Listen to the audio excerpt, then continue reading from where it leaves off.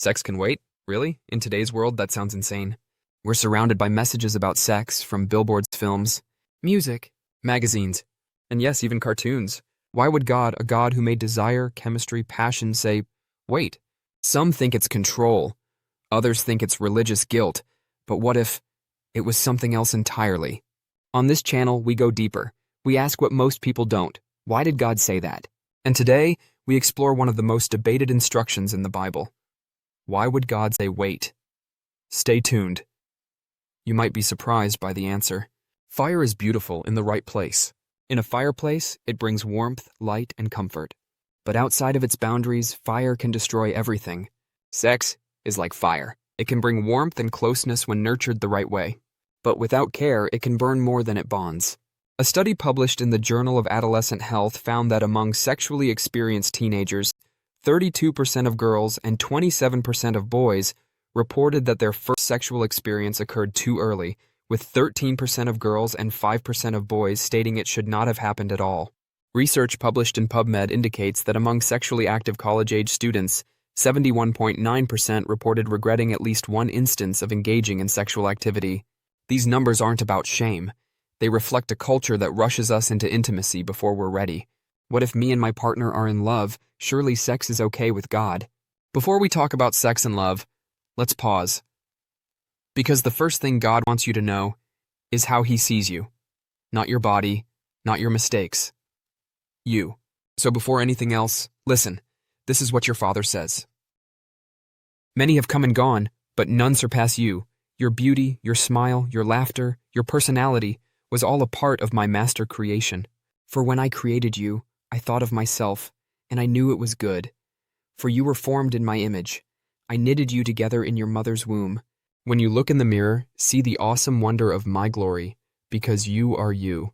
You may feel unappreciated, but you are mistaken. I love you more than you know. I know every hair on your head. I place the sun, the stars, the earth, the moon, and the sky all in place for you. I love you with a pure, unhindered, unchanging love, the kind of love I gave through my Son Jesus. Today, I want to remind you what true love is. Patient, kind, unchanging, a love that grows you into who you were created to be. You are my masterpiece. So stand with your head high and say, I am, not by the world's standard, but because you come from me. Signed, your Father. As you can see, that's value, and this is the value God places on you. When you know your value, you begin to see that boundaries aren't rejection, they're protection, that a loving Father isn't trying to control you. He could force you to obey, but that's not love.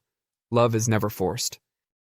Love is revealed through choice, through sacrifice, and God chooses to love us even when we haven't got things right.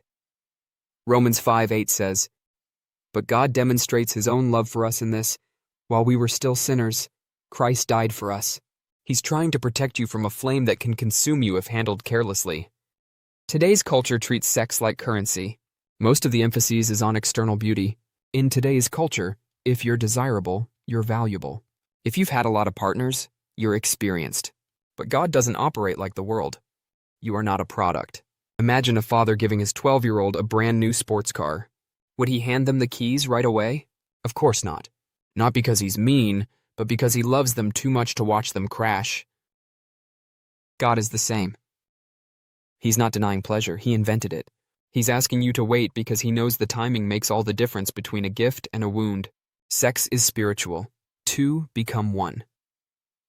Do you not know that he who unites himself with a prostitute is one with her in body? For it is said, the two will become one flesh. 1 Corinthians 6:16 NIV. Sex has a scientific impact. Oxytocin and vasopressin, two powerful bonding chemicals, are released during sex. They create emotional connection, trust, even a sense of attachment. But when these bonds are made and broken again and again, it damages our ability to connect deeply. Studies suggest a correlation between the number of premarital sexual partners and marital happiness.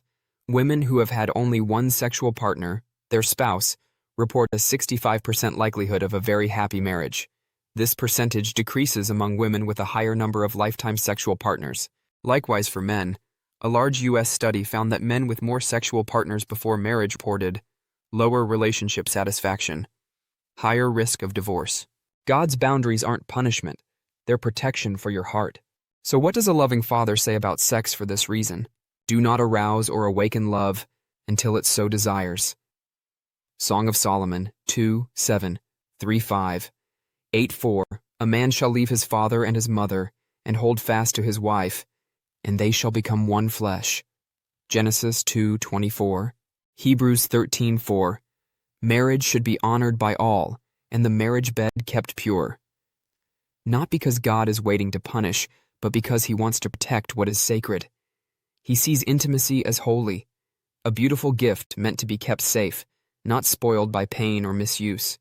His judgment is not about condemnation, but about safeguarding what matters most: your heart, your body, your future. 1 Corinthians 6:18. Flee from sexual immorality. Every other sin a person commits is outside the body, but the sexually immoral person sins against his own body. God says flee, not to scare you, but because he knows how deep the wounds can go. He doesn't say this to shame you, but to shield you, because he sees how special you are, and he wants to preserve your wholeness. But what if you did not wait? Maybe purity feels like something you lost forever. But God doesn't just protect purity, he restores it. Though your sins are like scarlet, they shall be white as snow. Isaiah 1:18.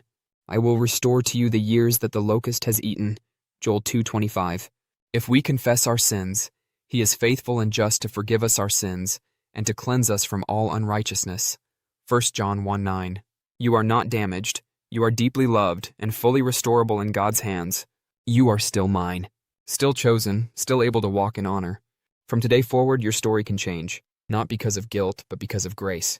You're not just valuable like a diamond.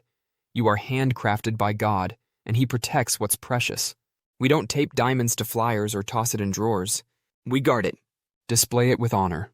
Your purity isn't old-fashioned. It's not a burden.